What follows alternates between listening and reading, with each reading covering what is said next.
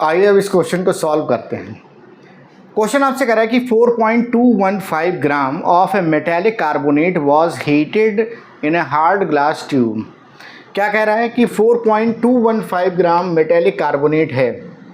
कोई आपको metallic carbonate दिया गया है और ये कितना दिया है 4.215 ग्राम, ठीक है।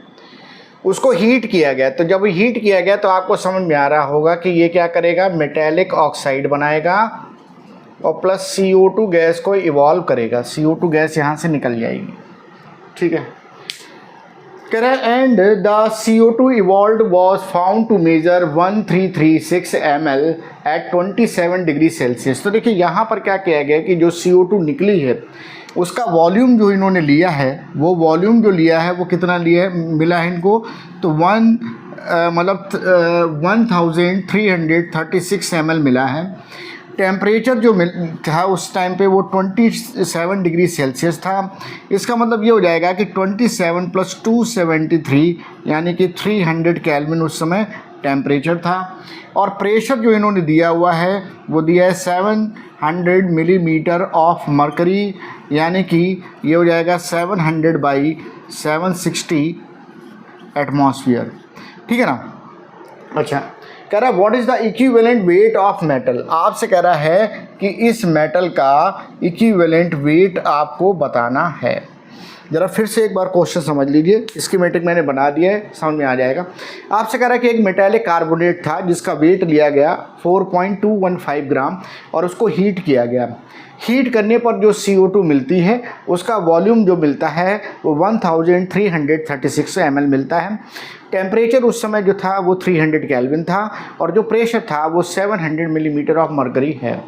कह रहा है calculate the equivalent weight of metal. Metal का इक्विवेलेंट वेट आपको कैलकुलेट करना है, ठीक है भाई। तो सबसे पहले देखिए, अगर हमको इस मेटेलिक कार्बोनेट का मॉलिक्यूलर वेट पता चल जाए, अगर हमको इस मेटेलिक कार्बोनेट का मॉलिक्यूलर वेट पता चल जाए तो हम फिर उससे एटॉमिक वेट कैलकुलेट कर लेंगे, किसका, मेटल का।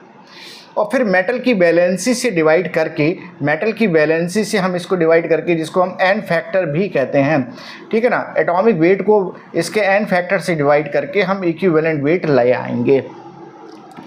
कुछ समझ में आ रहा है कि नहीं आ रहा है? एक बार फिर से मैं बोल रहा हूँ, आपको क्या करना है कि मेटेलिक कार्बोनेट का मॉलिक्यूलर वेट पता करना है। उससे क्या होगा, मेटल जो होगा उसमें हम कार्बोनेट को माइनस कर देंगे, कार्बोनेट को माइनस किया तो मेटल बचा, मेटल का हमको एटॉमिक वेट पता चल गया कि क्या आएगा। फिर मेटल का फार्मूला जो था उससे उसकी वैलेंसी हमको पता चल गई। और मान लीजिए कि यहाँ पे फार्मूला गिवन नहीं है तो मैं आपको बताऊंगा कि कैसे आप इसको कैलकुलेट करेंगे, वो ट्रिक भी मैं अभी आपको बता रहा हूँ, तो आपको समझ में आ जाएगा। तो atomic weight by N factor हम कर देंगे तो यहाँ से इक्विवेलेंट वेट ऑफ मेटल आ जाएगा, ठीक। अब मुद्दा ये आ रहा है कि हम मॉलिक्यूलर वेट सर कैसे कैलकुलेट करें। तो हमेशा ध्यान रखना कि कभी भी कोई केमिकल रिएक्शन अगर आपको दी जाती है और उसमें कोई गैस इवॉल्व हो रही है, उसमें कोई गैस निकल रही है, तो इस गैस के वॉल्यूम को हम NTP पे कैलकुलेट कर लेते हैं कि अगर इसी कंडीशन में हम NTP से कंपेयर करें, ठीक है ना, तो कितना इस गैस का वॉल्यूम आएगा। फिर हम ये कहते हैं कि भाई गैस के 1 मोल का वॉल्यूम 22.4 लीटर होता है, तो जो 22.4 litre equal to 1 mole gas, ठीक है ना। तो देन इतने लीटर अगर गैस होगा तो कितना होगा, कितना आएगा, तो जितना आएगा वो उसके 1 मोल का वेट आएगा। और 1 मोल का वेट क्या होता है, मॉलिक्यूलर वेट होता है, उससे हम यहाँ पर इसको पता कर लेते हैं, ठीक है ना। तो चलिए अब हम यहाँ पर देखते हैं और उस हिसाब से इसको कंपेयर कर लेते हैं। तो सबसे पहले हमने क्या करा, हमने करा find the volume of CO2 at NTP। तो देखो P1 की वैल्यू जो है वो कितनी है यहाँ पर 700/760 एटमॉस्फेयर। B1 की वैल्यू दे रहा है 1336 ml और T1 की वैल्यू है 300 केल्विन। NTP पे कंडीशन अगर हम देखें तो जो प्रेशर आता है वो कितना आता है 1 एटमॉस्फेयर। वॉल्यूम B2 हमको पता करना है और टेम्परेचर T2 जो होता है वो 273 केल्विन होता है। हमने क्या किया, इक्वेशन लगा दी,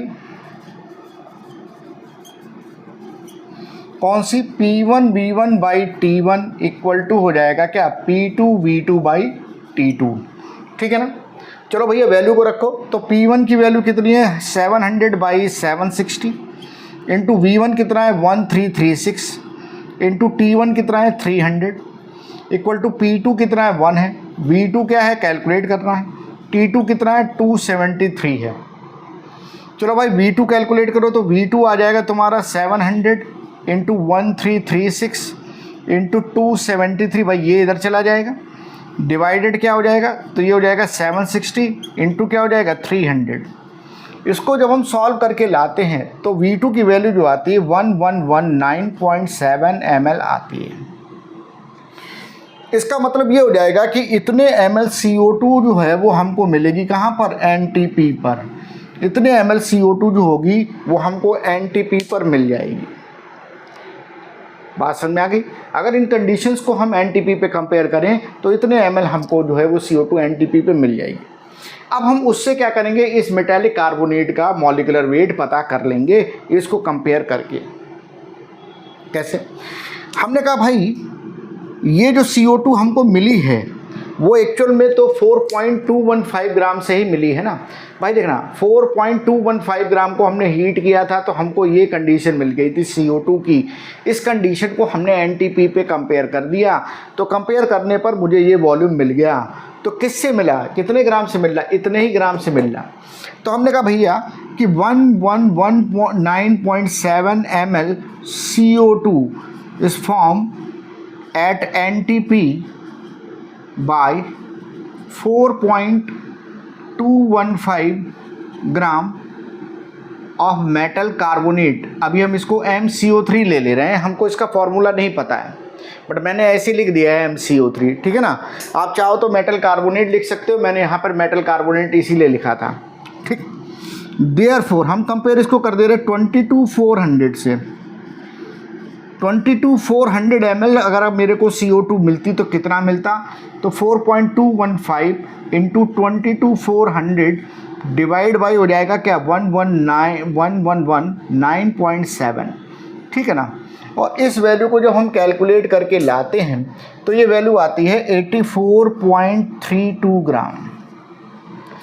इसका मतलब ये हो जाएगा 84.32 ग्राम आपको मेटल कार्बोनेट मिलेगा। 84.32 ग्राम है क्या भाई, ये 1 मोल का वॉल्यूम था 22,400। इसका मतलब है ये मॉलिक्यूलर वेट पता चल गया हमको। बस वही ना, 1 मोल का वॉल्यूम इतना है तो 1 मोल का वेट मॉलिक्यूलर वेट। भाई आपको समझ में आ रहा है ना, मोल जो होता है ये इक्वल टू क्या होता है, ये होता है वेट बाय मॉलिक्यूलर वेट। ठीक है, इसकी वैल्यू 1 कर दो तो weight equal to molecular weight, यानी 1 मोल का वेट जो होगा मॉलिक्यूलर वेट के इक्वल होगा। तो देयरफॉर मैं यहाँ पर लिख रहा हूँ, therefore molecular weight of metal carbonate equal to 84 point कितना आ रहा है 32 आ रहा है। सही।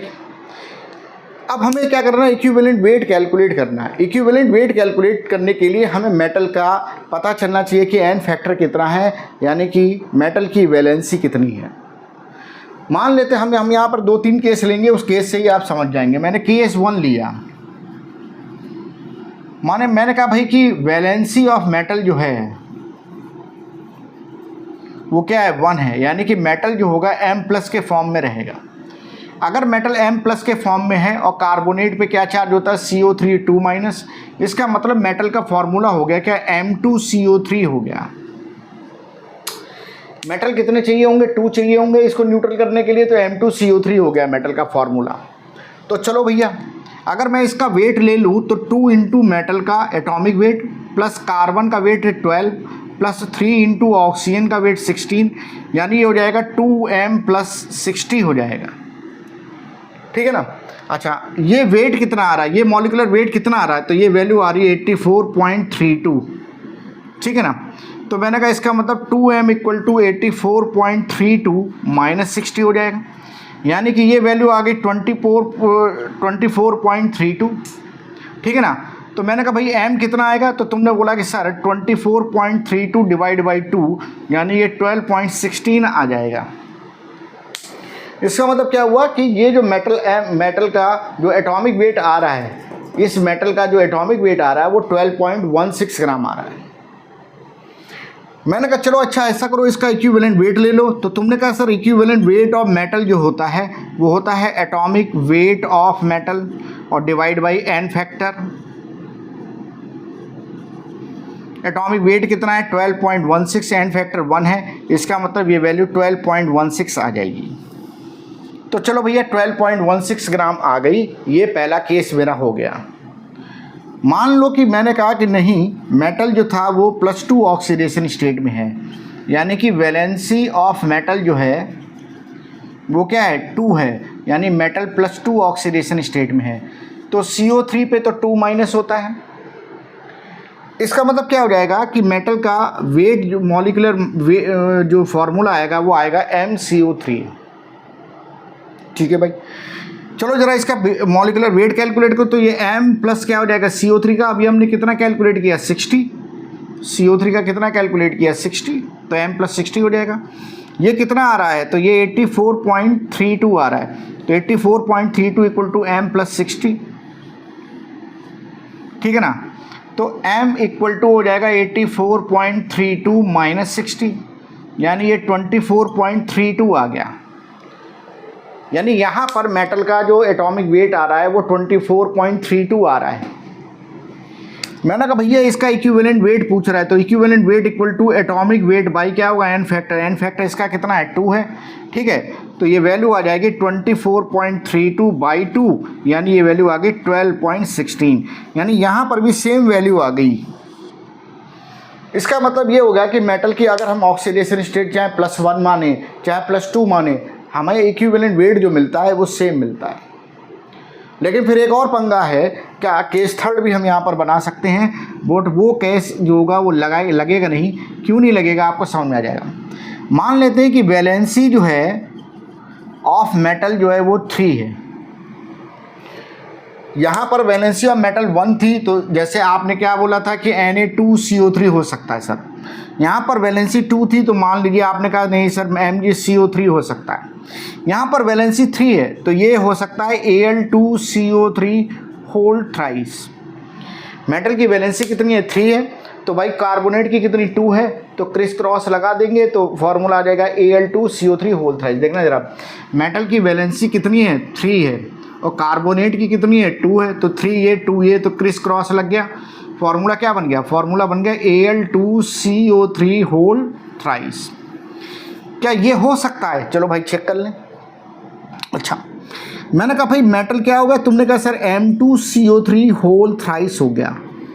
चलो भाई इसको देखो, तो इसको कैलकुलेट करेंगे तो 2 इंटू मेटल का एटॉमिक वेट प्लस कार्बोनेट का अभी हमने कैलकुलेट किया 60 आ गया। ठीक है, ये मॉलिक्यूलर वेट अभी कितना आ रहा था, तो 84.32 इक्वल टू हो जाएगा 2M प्लस हो जाएगा 180। तो 2M की वैल्यू अगर आप देखो तो नेगेटिव आएगी। अगर आप इसको सॉल्व करेंगे तो 2M की वैल्यू नेगेटिव, यानी क्या आएगा 84.32 माइनस 180। ये वैल्यू क्या आ रही है, ये आ रहा है 84.32 माइनस 180, तो माइनस में वैल्यू आ रही है। एटॉमिक वेट कभी माइनस में नहीं आता। इसका मतलब ये हो जाएगा कि ये केस जो होगा एग्जिस्ट नहीं करेगा।